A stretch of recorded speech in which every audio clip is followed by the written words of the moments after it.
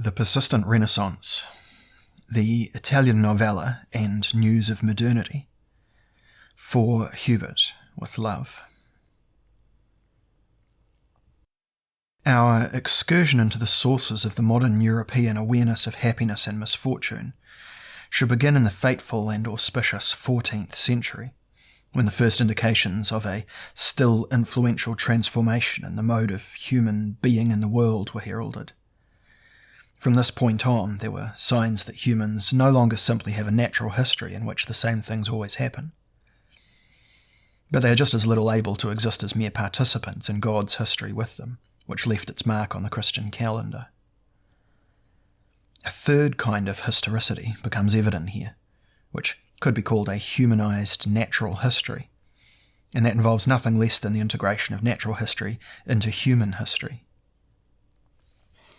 This third type of history obviously only came into its own in the late 20th century, and it is hard to see how it might end.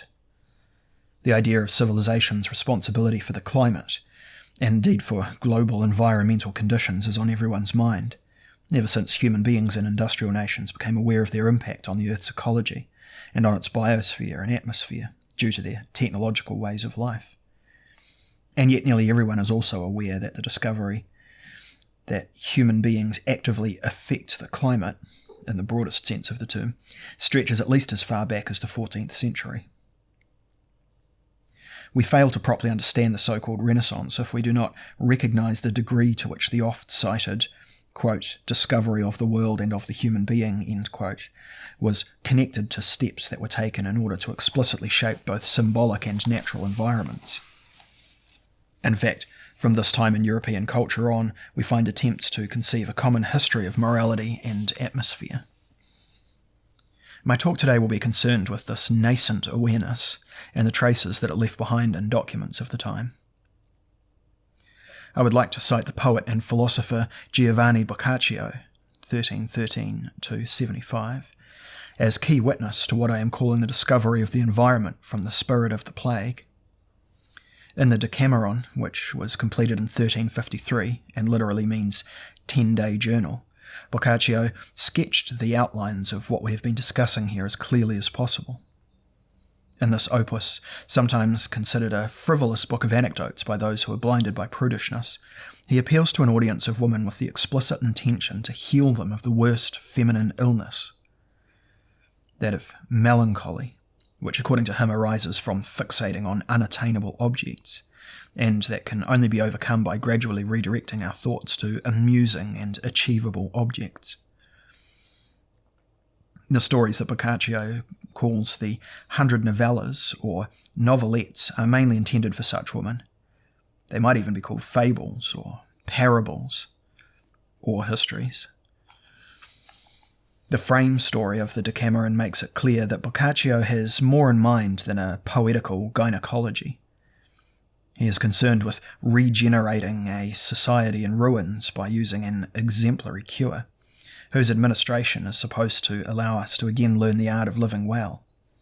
Or as Pampanea, the beautiful and clever organizer of the main group in this book, puts it, we should not hesitate, even when confronted by the worst misfortune, to rationally avail ourselves of the remedii, that is suited for the preservation of our life, alla conservazione della nostra vita, according to the principles of natural law, natural ragione, that keep watch over the good life for all mortals, il ben vivere d'ogni mortale. And I apologise for my lack of Italian here. The natural law of cheerfulness is here given pride of place. Morality and hygiene directly converge in such cheerfulness. Immunological ethics could never be more appropriate than in regard to the immense catastrophe of the 14th century that was known as the Black Death, a calamitous wave which originated in Asia and spread across Europe. And there was widespread uncertainty regarding its causes, whether it was the result of the influence of celestial bodies, or whether it should be attributed to the righteous fury of God, outraged by human misdeeds. Boccaccio makes it clear that in the face of this calamity, human arts, medicine in particular, failed just as miserably as religious consolations. As a correspondent who ventured to the very front lines, he compiled a report on what happened in those days of horror. A long quote here. "I say then that the years of the era of the fruitful incarnation of the Son of God had attained to the number of 1,348, when into the notable city of Florence, fair over every other of Italy, there came the death-dealing pestilence." P.S. We should note the rhyming of the Italian adjectives that are here rendered as fruitful and death-dealing, fructifera and mortifera, as though the author wished to indicate discreetly that the second event was enough to call the first into question. "Many were the counsels given for the preservation of health, nor yet humble supplications made unto God by devout persons. This pestilence was the more virulent for that, by communication with those who were sick thereof, it gat hold upon the wound, no otherwise than fire upon things dry or greasy, whenas they are brought very near thereunto. One day, the rags of a poor man who had died of the plague being cast out into the public way, 2 hogs came upon them, and having first, after their wont, rooted amain among them with their snouts, then in a little while, after turning round and round, they both, as if they had taken poison, fell down dead upon the rags with which they had in an ill hour intermeddled. And an infinite number of times it befell that 2 priests going with 1 cross for someone, 3 or 4 biers, borne by bearers, ranged themselves behind the latter, and whereas the priests thought to have but 1 dead man to bury, they had 6 or 8, and whiles more.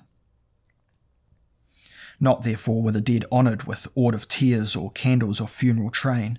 So great was the cruelty of heaven, and in peradventure that of men, that between March and the following July, what with the virulence of that pestiferous sickness and the number of sick folk ill-tended or forsaken in their need, through the fearfulness of those who were whole, it is believed for certain that upward of 100,000 human beings perished within the walls of the city of Florence." End quote. Our correspondent's observations yield a picture of an urban society that was acutely disintegrating. Shops remained closed, fieldwork was neglected, palaces were emptied and fell into the hands of plunderers and apocalyptic revellers. Domestic animals were scared away. Even the most loyal dog was left behind by its master. Even worse, parents abandoned their sick children, while panic and shamelessness reigned inside houses and in the plazas.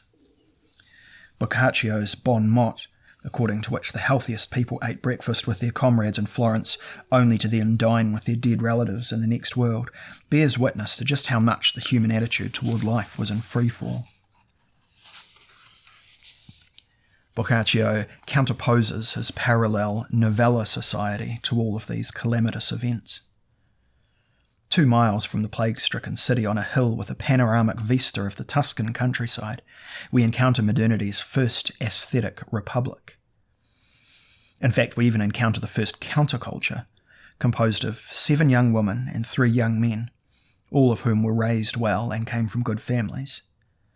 In the church of Santa Maria Novella, they together hatch a plot to remain cheerful and courteous, and resolve to devote themselves to the regeneration of a life in ruins, which they achieve by obtaining a kind of nourishment, Lebensmittel, whose true significance is revealed when we see that the strange kind of nourishment they have in mind involves narrating. To put it more precisely, narrating novellas, novellare. The stories may derive from ancient sources, so long as the narrators give them a new point. They may be drawn from the present, provided that something remarkably stimulating occurs. This revisionary activity, novellierende, should be more closely examined, since most of what in later centuries is characterized as quote-unquote providing information emerges from it, something that I can only suggestively indicate here. What Boccaccio presents us with is nothing more and nothing less than the emergence of modern information from the principle of reanimation. This virtually amounts to the discovery of mental immune systems. When these function as they are supposed to, they allow the morals of certain stories to be synthesized and immediately converted into an enhancement of a group's social and erotic fitness. What is the relation between the stories we have mentioned and this revisionary activity? 10 of them are to be narrated each day, so that after 10 days the number of stories reached would be 100. Did Boccaccio, as has sometimes been suspected, really wish to counterpose 100 episodes of human comedy to the 100 cantos of the Divine Comedy? Did he in fact embark on an intellectual adventure that centuries later came to be known as secularization? And did he perceive the risks of this endeavour so clearly that he thus interrupted the stream of narration on those days of passion, Friday and Saturday, in order to soften the contrast between the spirit of sacred stories and the principles of his earthly therapy? This would explain why the narrative framework of the Decameron comprises 14 days in the country, with 10 days of narrative, after which the young people dissolved their therapy group, returned to Florence, and re-immersed themselves in the life of a society on the mend. Boccaccio's sober perspective on the Florentine plague allowed him to see clearly the catastrophe's social and metaphysical implications. The epidemic tore apart the symbolic fabric that had previously held together the life of the Christian faithful. The world of pious legends, as Jacobus de Voragine had compiled them at the end of the 13th century in his Golden Legend, suddenly seemed as slight as dream gossamer that had withered into dust. Familiarity with the Bible and Christian fables was quite evidently no match for the collapse of the real. As we have seen, praying was just as ineffective as fleeing.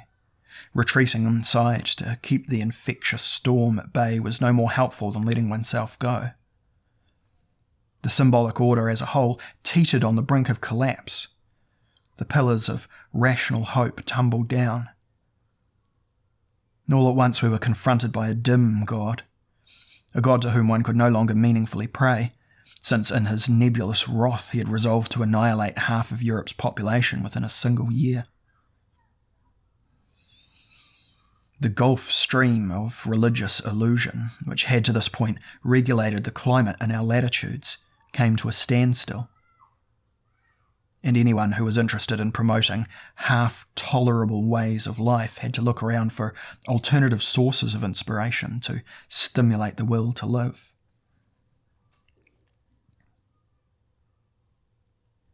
The very stimulus was precisely what was expected from the novellas that the young men and women were narrating to each other, in their civilized cloister on the hill in front of the agonizing city. Their apparent innocuousness belies the seriousness of their taking total responsibility for the continuation and advancement of life. The poetry of the plague demands that we say, "La vita è bella," even if catastrophe monks would not like to hear it. In one of the darkest hours in human history, in which even the gospel could no longer break through the onslaught of bad news, novellas take on a para-evangelical role.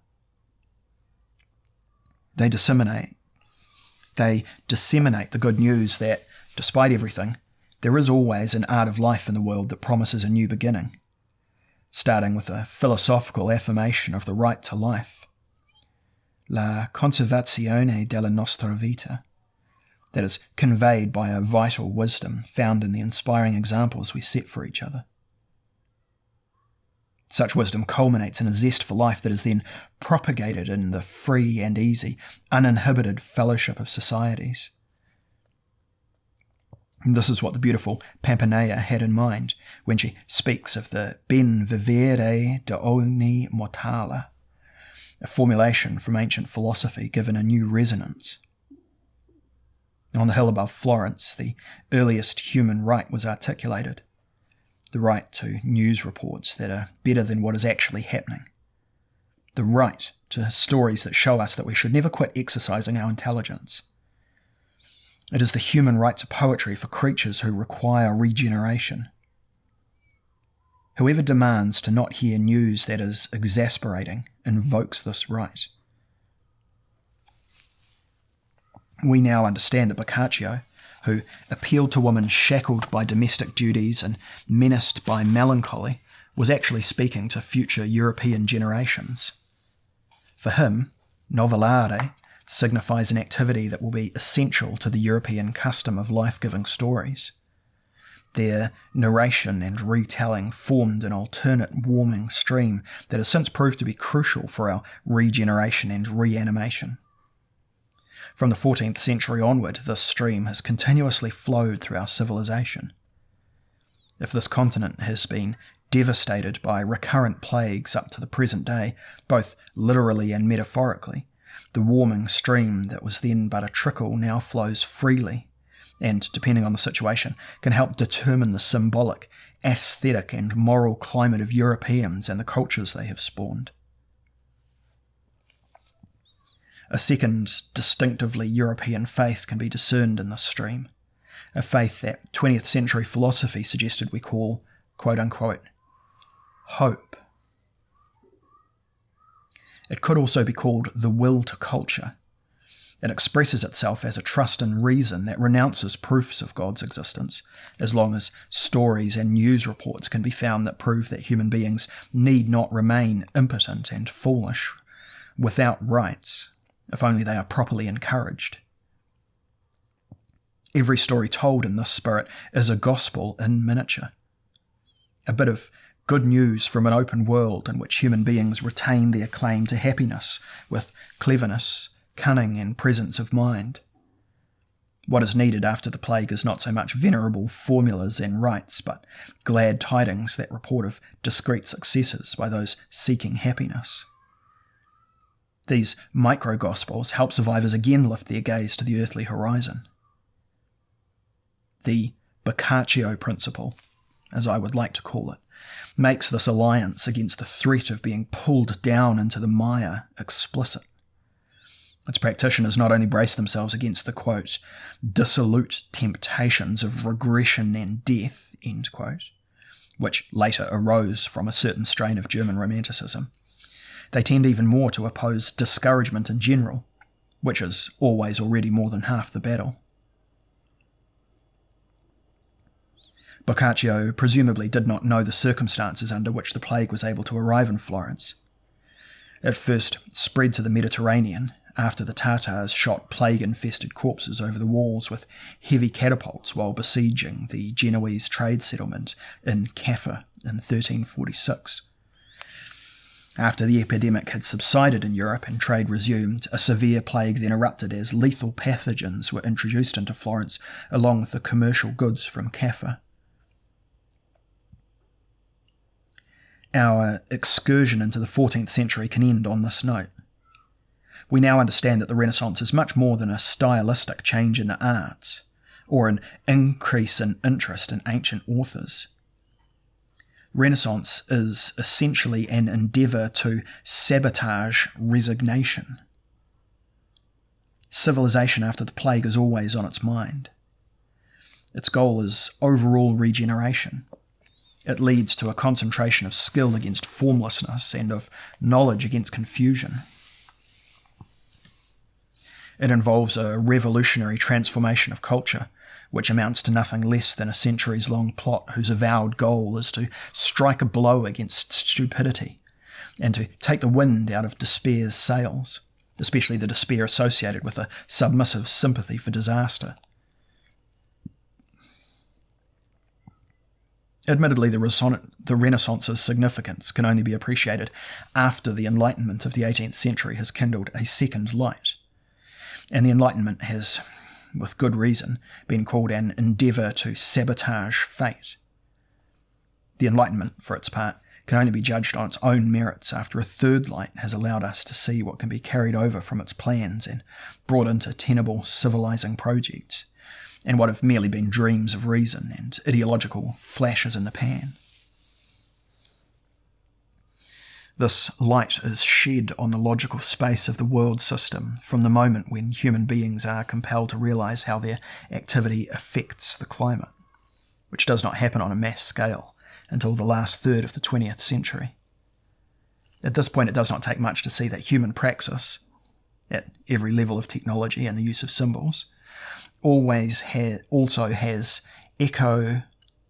ecosystemic and immune systemic implications, which are not merely something to be wary of in the future, but must be managed and organised. I am arguing that we conceive the unity of the modern era as the educational context of globalisation, in which we are not only faced with plague after plague, but also shipment after shipment, discovery after discovery, invention after invention, artwork after artwork, theorem after theorem, vaccination after vaccination, experiment after experiment, novella after novella. Since 1348, Europeans have known that commercial cities are sites of infection. They are dangerous areas that include both welcome and unwelcome contact with others.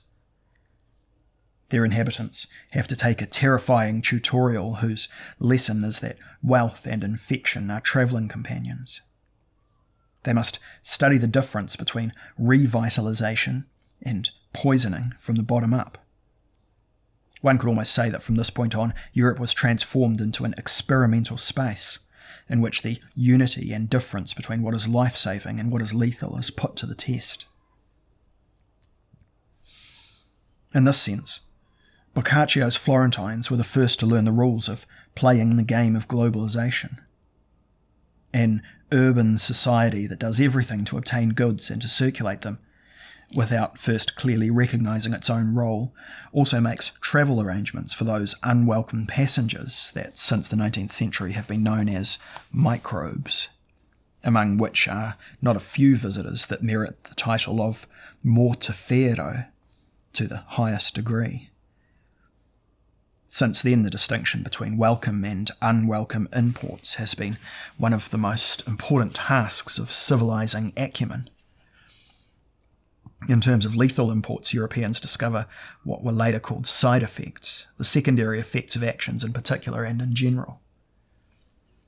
It is indicative of the intelligence of Italian city-state administrators that they responded to the discovery of the dangerous alliance between plague and commodities by establishing quarantine stations at a remove from the commercial harbour. The quarantine island of Lazzaretto Nuovo in Venice, which is still well known today, allowed that capable commercial city to reduce its death toll by a quarter in comparison with less protected cities from the 15th century on. Yet it was compelled to suffer a severe epidemic for 15 to 20 years as the price of an unavoidable tribute to cosmopolitanism. Even in 1756, when Goethe was already 7 years old, approximately 10,000 people were sent into quarantine on the island during one of the last severe epidemics. Death in Venice was, for a while, more of a business risk than an artistic choice. Yet since the 15th century, cities and lagoons have been sought out so that we might consciously and deliberately expose ourselves to the invigorating agents that were to be found there at that time. New forms of knowledge which require the wealth of metropolises and of the arts, whose splendour is conveyed to the world. Thus it is no wonder if Jakob Fugger, known afterwards as, quote-unquote, the Rich, was sent to Venice at the age of 19, not long before he was to go to monastic school in the year 1478, the same year in which his older brother Marcus succumbed to an obscure epidemic in Rome. He proceeded on his mission without concern for the fact that two other brothers of his, Hans and Andreas, had already perished from strange fevers in Venice. Surely a bad omen. What the Tedeschi were able to learn in this city was the new written art of accounting and the new risky art of credit, which in any case made the trip worthwhile if one survived it. In these easygoing times where it was easy to lose one's life, it was unnecessary to visit Italy to directly experience the risks of the modern age. Jakob's fourth brother, Peter Fugger, also older than him, died at a young age in Nuremberg around the same time. The Frankish city turned out to be a place where the plague set up shop for a season. In 1494, the young Albrecht Dürer fled from Nuremberg while the plague ravaged the town. But because he had already been exposed to beneficial infections from the past century, agents that stimulate the desire for skill, artistic perfection and sensational achievements, it is no wonder that even Dürer chose to head to Venice. He is probably not the last of those who came with vague hopes and departed ready for anything. Having said this, I would like to argue for the following thesis. At the beginning of the modern era in Europe, which at the same time heralds the age of globalization, a structural transformation of belief occurs, through which modern activism supplants medieval passivism. Passivism, despite every manoeuvre of the pacifist party. Reader's note, I'm trying to make it clear here, not pacifist, passivist. Okay. Despite every manoeuvre of the pacifist party, today better known by its denominational name, Catholicism. Renaissance human beings did not yet know anything of the late modern heresy in which the human being wishes to view itself as an autonomous subject. To them, the human being was and remained a creature subject to influence, not to say a plaything for supernatural powers, a medium through which various transpersonal factors operate. At the same time, they begin to realize that whoever allows himself to be played with also puts himself at stake. And as we learn from the philosophy of freedom in the 20th century, everything hinges on making something out of that which has made us. Thus, among the first agents of the modern age, the implicit maxim was formulated: it is up to us to play with what plays with us. In a similar vein, Shakespeare could say, in As You Like It, that all the world's a stage and men and women but merely players on it. However, so that contemporaries on this stage would get the right idea, globographers set to work. Waldseemüller, Appian, Mercator Senior and Junior, and all the rest. Imitation of nature in those days meant the depiction of the earth as a clearly structured sphere. It is symbolically fortuitous that the world's greatest playwright wanted to show what happens when human beings play with that which plays with them, on a stage ironically called the Globe Theatre. We here touch on the deeper source of a term that has become common today, that of quote-unquote global players. Since Columbus's journey in 1492, there has been an intellectual avant-garde in Europe who understood that it is the earth itself that wishes to play with us. Ever since its spherical shape was definitively established, human beings have had to inhabit a ball and play catch with it.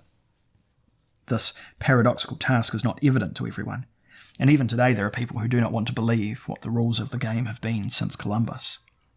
They cannot see the ball coming, and they refuse to either catch or to throw it. But if the globe itself plays with us, we must play with the globe, nolens volens. In the spring of the fateful year 1492, the young Martin Behaim, returning from business in Lisbon, constructed his famous globe in Nuremberg, the first in Europe to make clear to his countrymen that if all the world is a stage, then in future the boards of this stage will be the planks of a seaworthy ship. Seafaring is now our fate. Only the seaworthy soul can still keep up with the demands of the modern age. Now the cry is raised. Board the ships, you philosophers, and to sea, you believers. The ocean is the first internet. Shipbuilding is its age comprehended in thought. As we can easily see, these observations concern technologies just as much as mentalities. They thus have significant theological consequences. We are faced with nothing less than a shuffling of positions within the Holy Trinity. The Middle Ages, not wishing to end, were devoted to an exalted imitation of Christ, exemplified in the devotional book by Thomas à Kempis. In contrast, the modern age, wishing to begin, lapsed into thoughts that one could to some extent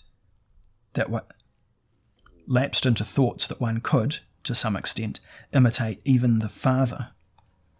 Whoever beholds the Son has a clear example of the power of the capacity for suffering. And since suffering is never over for human beings, anyone who's looking for help can find a master of suffering who will provide endless encouragement for one's own practice. In contrast, whoever orients him, or herself, to the Father is watching a creator at work, and then it is enough to realize that creation, for its part, is never at an end, and to appeal to human beings with a new principle of mastery. Such a principle aims at nothing less than the participation of creatures in creation. Now the ascent of the human spirit from pious impotence to a more hands-on shared creativity becomes the order of the day, becomes indeed the order of the epoch. Generally, this imitatio patris is cloaked by a platitude that advocates the imitation of nature. The naive might like to believe that registering finished natural objects is what is meant, objects that the eyes then sensuously recognise. Those in the know, however, see that it is something much greater, namely that it is a matter of the generative power of latent nature which is to be imitated, insofar as it is the womb of all things. To invent now means to proceed beyond nature by means of nature. Ever since the principle of creativity took root in our civilization, the thought of a second nature has become technologically and aesthetically acute.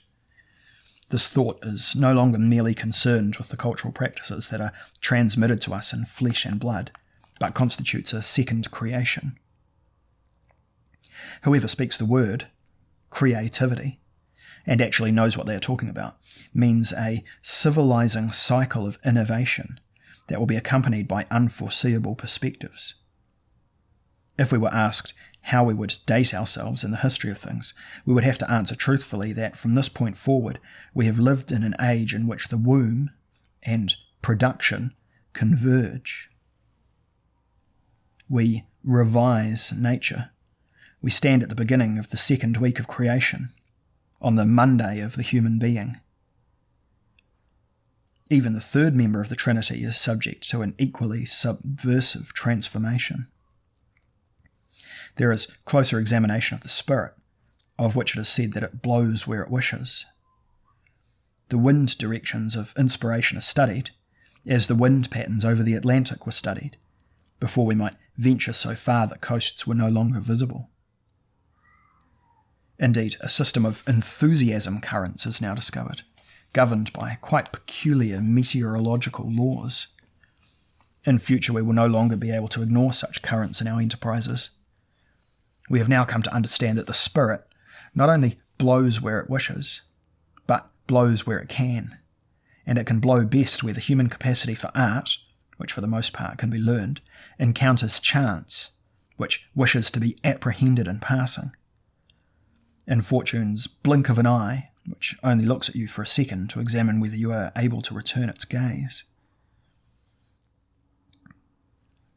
Over the course of this inquiry, the hidden trinity of the Renaissance takes shape. It will henceforth consist of the Father, Son, and Fortuna. Perhaps the best way to explain Renaissance culture's internal propulsive drive is to think of it as a change of meaning for that Roman goddess who in the early days of the empire kept watch over the military campaigns of emperors and the victories of gladiators. The Middle Ages inherently aimed to disabuse human beings of their belief in Fortuna, with its all-too-human waverings between magic and fatalism. Instead of such faith, human beings were to be oriented to the values of a stable and just heaven, hence the chronic insulting of Fortuna as a fickle and unjust mistress who derisively leads her admirers around in circles. According to medieval authorities, only fools would wish to ride on her carousel. At the beginning of the modern age, however, the winds change course, and we now see beautiful goddesses maintaining an equilibrium in their cosmic spheres, equipped with one of the oldest symbols of the merchant's fortune, the wind-swelled sail, as one sees in the Punta della Dogana in Venice, where the nude woman exposes her rear end to the Doges in St. Mark's Square for reasons that are not entirely clear. We are now in the age in which Machiavelli can teach that Fortuna is a woman who likes to be handled roughly, which is why she's fond of favouring the one who grabs her forcefully enough at the right moment. The fact that wealth is still known today in Europe as quote-unquote fortunes, in French and English, is one of the lasting results of modern Fortuna theology. Such fortunes do not refer to a fixed family inheritance at all, but recent wealth that has effervescently accumulated, acquired in its owner's lifetime and by its owner's efforts at the fortune goddess's gambling table. Fortunatus, titular hero of a widely published German chapbook that first appeared in Augsburg in 1509, is one of her most popular supporters. This chapbook provides an answer to the question of how the Novella north of the Alps was doing. Jacob the Rich liked to ironically skim through it and shake his head from time to time. We immediately see how a bit of fairy tale morality is here smuggled in. We are supposed to believe that the hero, a young man from Cyprus who was lost and in distress, encountered the maiden Fortune in a forest clearing in Thuringia. It is an ancient custom of ours to encourage people to believe that all you need to do is get lost in the right forest at the right time, and then the treasures of the world will be yours. 6 virtues are granted to the young woman from the quote-unquote influence of heaven, so she says, from which her protege may choose between. Wisdom, wealth, strength, health, beauty, and a long life. And, in opting for wealth, he points out that even life in this country, scarcely 15 years after Columbus's voyage, prefers to hustle down here in a world that has been extended and opened up, rather than to keep trying to enter the beyond through self-denial's eye of the needle. In light of these speculative suggestions, we can now more clearly state the significance of the Renaissance belief that human beings exist in a field of influences held permanently in tension. Fortuna is the president, as it were, who stands before the modern parliament of influences. Under her presidency, ways of life develop that need to be cleverly handled. Ways of life develop that need to cleverly handle uncertainties if they are to survive. They are thoroughly based on the axiom that the human being is neither free nor unfree. In an absolute sense, human beings are neither masters nor servants. They are neither omnipotent nor impotent. They continually oscillate between forces that help and ones that harm. The human being is always the third party in fate's coalition, and always remains caught in a net of powers and tendencies, and pulls itself out of its entanglement more or less energetically, thread by thread, in order to weave its own garment from what had ensnared it. Insights such as these sound very familiar to present-day humans, since, after the remission of the Enlightenment delirium in the 18th and 19th centuries, we've become increasingly accustomed to the idea that we are not masters and owners of the world. After all, neither as individuals nor collectively. When everything goes as it is supposed to, we are mainly users of confusing devices that extend the scope of our action and that, oddly enough, often function as we wish and expect them to, even if they do not always function this way. Hardly anyone today can still imagine surveying the world as a whole from a sovereign vantage point. We are satisfied if we have instruments that allow us to navigate in conditions of poor visibility and in stormy seas. We have set aside the great maps of the history of philosophy and enrolled in a course on chaos theory. All of this leads us to feel that Renaissance human beings were our immediate predecessors. In fact, they were the first to understand that human beings can learn to negotiate with their own stars. Thus, one should not misconstrue the early modern fascination with astrology as a sign of increasing passive fatalism. It rather very much bears witness to the emergent sense of a kind of thought in which we must recognise constellations in order to intervene in them with our own manoeuvres. Thus it could justifiably be said that stars have their own tendencies, but do not compel us. We know that this is actually true because this is precisely the case with conjectures of fortune and business. At this point, we can now return to the idea of the novella. It should be clear by now that we are no longer merely concerned with a new literary genre among others. The novella's eclipsing of legend certainly represents a victory of the interesting over the edifying, a triumph of curiosity over piety. But this is only part of the story. The novella is actually the mother of the news. As the new Monday is a human creation, so is the Human Beings Tuesday devoted to the publishing of novellas. These publications do not merely report on the small triumphs of everyday intelligence over circumstances. Rather, they view the entire world that is to be discovered and cultivated as a source of revitalization, from which enlightened recipients will never cease drawing creative inspiration. The modern world is a workshop for lightening up. Whoever reports on it, or publishes reports on it, is connected to a gospel's generator that gives off sparks of innovation, assuming that the world does us the favour of confirming the archetypal prejudice that we harbour as participants in modernisation, that the new is simultaneously the good, that what is newer is better, and that what is newest is best. Of course, the world only does us this favour at remarkable moments, which is why modern human beings must get used to the fact that good and bad news arrives on our doorstep without having been sorted out. This even applies to the novella of novellas, the news of the discovery of the New World, which after 1507 was known as, quote-unquote, America, due to a cartographer's error. Columbus's ships had hardly returned to Spain on March 1493, before a severe epidemic of syphilis broke out among the soldiers who besieged Naples shortly thereafter, including some members of Columbus's voyage. After the decimated army had disbanded, the epidemic overwhelmed all of Europe until the end of the century. Albrecht Dürer carved the first precise depiction of a syphilitic on a wooden engraving from the year 1496. The bad news was that a virtually new plague had entered the world.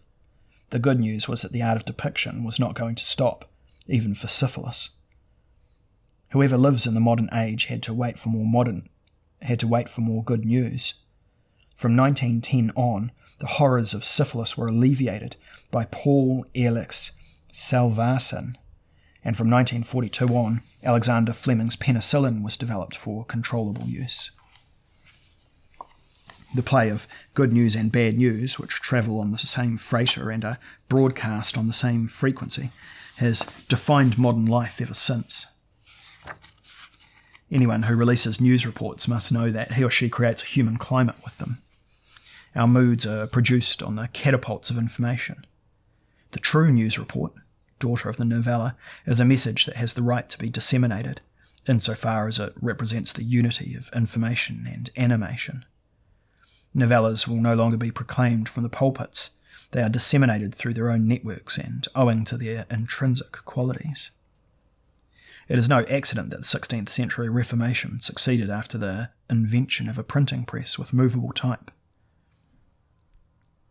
The dissemination of the gospel into various vernaculars is the prototype of benign symbolic epidemics, whose proliferation becomes the responsibility of enterprising humans themselves. Yet now the Bible itself can be seen in a different light. Was the New Testament not the novella of the suffering Son of God, which provided support to the others who were suffering? As soon as we realize that creation is not over, and feel the mood that corresponds to this realization, do we not then obviously infer that the editing of works and texts that are necessary for human salvation cannot be concluded? After and alongside the venerable Old Testament and the salvific New Testament, must not a third newer testament be written that would discuss the events of the second week, all the wonders of ongoing creation and adventures of burgeoning arts? Does it not then seem even more astonishing if new publishers, who know how to trigger epidemics of the wonderful with tiny letters of lead, began to look for stimulating materials where they were to be found under the circumstances in the stories of human beings who experienced something remarkable and worthy of thought as they negotiated with their own stars? We can venture a definition for all this. Renaissance is the Newer Testament's age of editing. Its manifest symptom is the quarrel between the ancients and the moderns, which was only apparently decided in the latter's favour. As we now understand, it is impossible to conclude this quarrel on its own terms. In reality, a second quarrel is at issue, that between partisans of what is here called the Newer Testament and those who profess older revelations. Traditional accounts of the relation between reason and faith fail to adequately explain this friction, and however much we would like to welcome Benedict XVI's Regensburg address on the rationality of faith, owing to its conciliatory overtones and its reasonableness, it is, nevertheless, beside the point.